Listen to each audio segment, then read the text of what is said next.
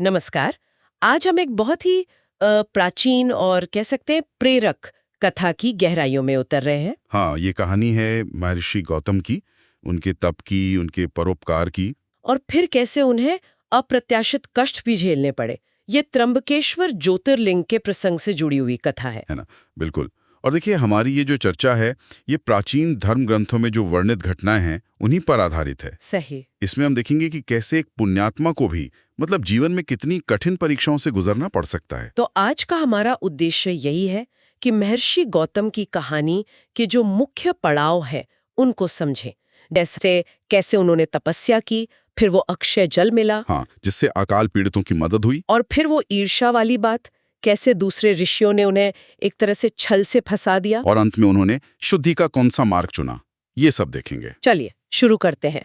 तो कहानी का आरंभ होता है दक्षिण दिशा में ब्रह्मगिरी पर्वत पर। हाँ, जहाँ महर्षि गौतम अपनी पत्नी अहिल्या के साथ कहते हैं 10,000 वर्षों तक कठोर तपस्या में लीन थे। 10,000 साल। अ, और उसी दौरान एक भयानक चीज हुई। हाँ, 100 वर्षों का सूखा पड़ा, भयंकर सूखा, मतलब पानी की एक बूंद नहीं। जाहिर है जीवन मुश्किल हो गया होगा। बहुत ज्यादा। सब जीव जंतु, मनुष्य, पशु पक्षी सब त्राही त्राही कर रहे थे, पलायन कर गए बहुत से तो। तब महर्षि गौतम ने हम्म। वरुण देव को प्रसन्न करने का सोचा। हाँ, जल के देवता। उन्होंने 6 महीने तक तपस्या की। और वर्षा मांगी होगी। हाँ, पर वरुण देव ने कहा कि देखिए, मैं देवताओं के विधान के विरुद्ध बारिश नहीं कर सकता। अच्छा, तो फिर तपस्या व्यर्थ गई। नहीं नहीं, वरुण देव ने कहा कि आपकी तपस्या व्यर्थ न जाए, इसलिए मैं आपको एक गड्ढे में दिव्य जल देता हूँ। ओह। और ये जल हमेशा अक्षय रहेगा, मतलब कभी खत्म नहीं होगा। और ये जगह गौतम तीर्थ कहलाएगी। अच्छा, और यहाँ किया गया दान, होम, श्राद्ध सब अक्षय फल देगा। बिल्कुल, यही वरदान था। वाह। तो इस अक्षय जल से महर्षि गौतम ने फिर सबकी मदद की होगी। हाँ, उनका आश्रम फिर से भर गया। ऋषि मुनि पशु पक्षी सब आ गए। ये दिखाता है उत्तम पुरुषों का स्वभाव, है ना, दूसरों का दुख नहीं देख पाते। सही का, परोपकार में ही उन्हें आनंद मिलता है। लेकिन यही कहानी में एक मोड़ आता है। हाँ, वो ईर्ष्या वाली बात। जी, आश्रम में रहने वाले कुछ ऋषियों की पत्नियां थीं। वो जल के उपयोग को लेकर देवी अहिल्या से मतलब जलने लगी, ईर्ष्या करने लगी। अरे, तपस्वियों के समाज में भी। हाँ, ये मानवीय स्वभाव का एक स्याह पहलू है। उन्होंने अपने पतियों को महर्षि गौतम के विरुद्ध भड़काना शुरू कर दिया। और उन ऋषियों ने क्या किया? उन्होंने मिलकर तय किया कि गौतम का अनिष्ट करना है, उन्हें आश्रम से निकालना है। और इसके लिए उन्होंने गणेश जी की आराधना की। हाँ, और वरदान मांगा कि किसी भी तरह गौतम को यहाँ से निकाल दिया जाए। लेकिन गणेश जी ने क्या किया? उन्होंने एक बहुत ही दुर्बल बूढ़ी सी गाय का रूप धरा और गौतम ऋषि के खेत में जौ और धान चरने लगे। ओह, और गौतम ऋषि तो दयालु थे। बहुत दयालु। उन्होंने गाय को भगाने के लिए बस हाथ में कुछ नर्म से तिनके उठाए कि हौंक देंगे बस। और बस जैसे ही वो तिनके गाय को छूते हैं, वो गाय वहीं गिरकर मर जाती है। क्या? बस तिनकों के छूने से? हाँ, और जो ऋषि छुपकर देख रहे थे, वो फौरन बाहर आ गए, चिल्लाने लगे, देखो गौतम ने गौ हत्या कर दी, महापाप।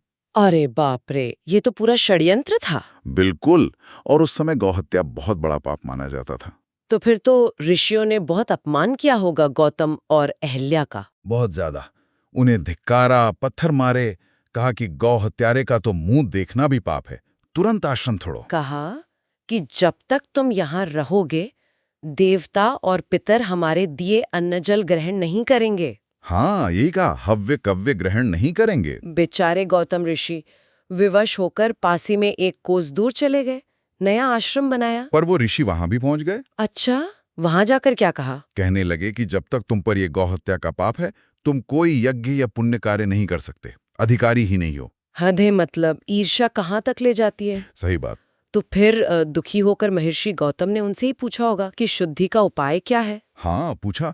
और उन ऋषियों ने बहुत ही कठोर प्रायश्चित बताया। क्या था वो? पहला उपाय तो ये था कि अपने पाप को मानते हुए पूरी पृथ्वी की 3 बार परिक्रमा करो, फिर लौटकर 1 महीने का व्रत करो, और फिर इस ब्रह्मगिरी पर्वत की 101 परिक्रमा करो। 101 परिक्रमा? ये तो लगभग असंभव लगता है। हाँ, और दूसरा विकल्प दिया, शायद वो और भी कठिन। वो क्या था? दूसरा था कि गंगा जी को पृथ्वी पर लाओ, उनके पवित्र जल से स्नान करो, फिर 1 करोड़ पार्थिव शिवलिंग बनाओ, मिट्टी के छोटे छोटे शिवलिंग। 1 करोड़? हाँ, और उनसे महादेव जी की पूजा करो। फिर गंगा में स्नान करो, फिर पर्वत की 11 बार परिक्रमा करो, और आखिर में 100 घड़ों के जल से उन शिवलिंगों का अभिषेक करो। ये तो अत्यंत दुष्कर कार्य है। बहुत ज्यादा, पर यह उनके दृढ़ संकल्प और शुद्धि की तीव्र इच्छा को भी दिखाता है। और महर्षि गौतम ने इसे स्वीकार कर लिया। हाँ, उन्होंने कहा कि ठीक है, मैं ऋषियों की आज्ञा का पालन करूंगा, और पत्नी अहिल्या व शिष्यों के साथ प्रायश्चित में लग गए। और यहीं से फिर त्र्यंबकेश्वर ज्योतिर्लिंग की कथा का अगला अध्याय शुरू होता है ना? बिल्कुल। तो ये कथा हमें दिखाती है कि कैसे एक महान, परोपकारी, तपस्वी ऋषि को भी ईर्ष्या और छल का शिकार होना पड़ा। और साथ ही ये उनके धर्म और शुद्धि के प्रति जो अटूट समर्पण था, उसे भी उजागर करती है कि उन्होंने इतना कठिन रास्ता चुना। वाकई ये सोचने पर मजबूर करती है कहानी कि क्या नेकी और परोपकार का फल हमेशा सुखद ही होता है? मतलब, हाँ, ये सवाल तो उठता है। और जब समाज, चाहे वो कितना भी ज्ञानी क्यों ना हो, किसी के साथ अन्याय करे, तो उस व्यक्ति की प्रतिक्रिया क्या हो? उसकी सहनशीलता, धर्म के प्रति उसकी निष्ठा, इसका क्या महत्व है? ये बहुत गहरे सवाल हैं, विचारणीय हैं।